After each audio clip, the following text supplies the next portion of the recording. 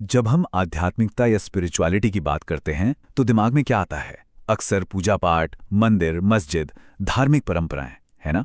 पर क्या हो अगर आध्यात्मिकता इससे कहीं ज्यादा गहरी, कहीं ज्यादा व्यक्तिगत हो? आज हम ओशो की नजरों से आध्यात्मिकता की एक बिल्कुल अलग दुनिया को समझने की कोशिश करेंगे। एक ऐसी दुनिया जो बाहर नहीं बल्कि हमारे ही भीतर मौजूद है। ये एक आंतरिक यात्रा है। चलिए इस सफर की शुरुआत करते हैं। तो चलिए सबसे पहले एक बहुत ही बुनियादी सवाल से शुरू करते हैं। क्या धर्म और आध्यात्मिकता एक ही हैं? अक्सर हम इन दोनों शब्दों को एक दूसरे की जगह इस्तेमाल कर लेते हैं, पर क्या ये वाकई एक ही सिक्के के दो पहलू हैं? इस पर ओशो का जो नज़रिया है वो शायद सोचने पर मजबूर कर दे। ओशो के हिसाब से ना इन दोनों में जमीन आसमान का फर्क है। देखिए, धर्म अक्सर हमें दूसरों के बनाए नियम, परंपराएं और सिद्धांत देता है। हमें एक रास्ता दिखाया जाता है और हम उस पर चलते हैं। लेकिन आध्यात्मिकता वो एकदम निजी मामला है, एक पर्सनल डिस्कवरी।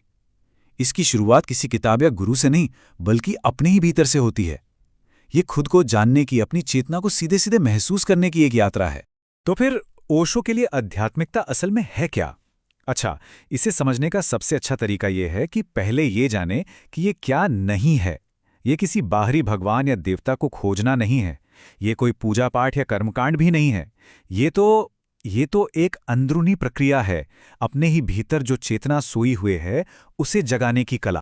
ठीक है, ये एक भीतरी यात्रा है, पर सवाल उठता है कि इस यात्रा पर निकलें कैसे? इसका दरवाज़ा कहाँ है? इसके लिए ओशो एक बहुत ही सीधा और शक्तिशाली रास्ता दिखाते हैं, और वो है ध्यान, मेडिटेशन।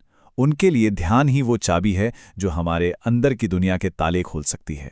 पर यह ध्यान आखिर करता क्या है? ओशो इसे 3 बहुत ही आसान स्टेप्स में समझाते हैं। सबसे पहला स्टेप, मन का शांत होना। हमारे दिमाग में जो 24 घंटे विचारों की उथल पुथल मची रहती है ना, ध्यान उसे एक ठहराव देता है। फिर आता है दूसरा स्टेप, विचारों का शोर थम जाता है, और जब ये शोर पूरी तरह से शांत हो जाता है तब तीसरा और सबसे जरूरी स्टेप अपने आप घटता है। हमारा असली स्व, हमारी असल चेतना हमारे सामने आ जाती है। तो सोचिए, जब कोई व्यक्ति ध्यान के जरिए इस भीतरी रास्ते पर आगे बढ़ता है तो उसकी जिंदगी कैसी हो जाती है। ओशो के मुताबिक एक आध्यात्मिक या कहें कि एक जागृत जीवन कुछ खास गुणों पर टिका होता है। उन्होंने इसके कुछ बहुत ही मजबूत स्तंभ बताए हैं। बहुत सारी बातें नहीं, ओशो कहते हैं एक सच्चे आध्यात्मिक जीवन की नींव सिर्फ 3 मजबूत पिलर्स पर टिकी है। और ये 3 पिलर्स हैं, प्रेम, आनंद और स्वतंत्रता। मतलब एक ऐसी जिंदगी जो डर से नहीं प्यार से चले।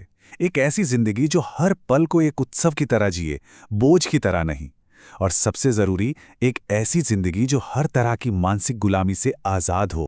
और यहीं पर ओशो एक बहुत गहरी बात कहते हैं जो धर्म और आध्यात्मिकता के फर्क को बिल्कुल साफ कर देती है। वो कहते थे, जहां डर है वहां धर्म तो हो सकता है, जैसे स्वर्ग का लालच या नर्क का डर। लेकिन सच्ची आध्यात्मिकता का जन्म हमेशा बेखौफ होने से होता है, स्वतंत्रता से होता है, डर से कभी नहीं। लेकिन हम सब जानते हैं कि ये रास्ता हमेशा फूलों भरा नहीं होता। जिंदगी में चुनौतियां तो आती ही हैं, तो उनसे कैसे निपटा जाए? इसके लिए ओशो एक बहुत ही पावरफुल टूल देते हैं, एक ऐसी मानसिकता जो सब कुछ बदल सकती है, और वो है स्वीकृति, एक्सेप्टेंस। स्वीकृति का मतलब है जो जैसा है उसे बस देख लेना, बिना किसी शिकायत के, बिना किसी जजमेंट के पूरी तरह से स्वीकार कर लेना। और इसी से जुड़ा है साक्षी भाव, यानी अपने विचारों और अपनी भावनाओं को बस एक दर्शक की तरह देखना, उनसे चिपकना नहीं। ओशो का मानना था कि जब हम खुद को या दूसरों को बदलने की जोर जबरदस्ती छोड़ देते हैं ना, तभी असली और सहज बदलाव की शुरुआत होती है। तो इन सारी बातों का निचोड़ क्या है? अगर हमें ओशो की पूरी बात का सार समझना हो, उनकी पूरी शिक्षा को अगर एक लाइन में समेटना हो, तो वो क्या होगी? उनका अंतिम संदेश बिल्कुल साफ है, स्वयं बनो, सजग बनो और आनंद में जियो। यही सच्ची आध्यात्मिकता है। मतलब किसी और की नकल करने की कोशिश मत करो, जो भी करो पूरी जागरूकता के साथ करो, और जिंदगी को एक बोझ नहीं बल्कि एक उत्सव की तरह जियो। बस यही है असली अध्यात्म।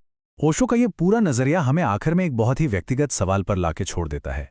अगर आध्यात्मिकता सच में एक भीतरी यात्रा है, तो कोई भी व्यक्ति अपने जीवन में इस सफर की शुरुआत आखिर कैसे कर सकता है? ये एक ऐसा सवाल है जिसका जवाब हम सभी को अपने अपने भीतर खोजना है।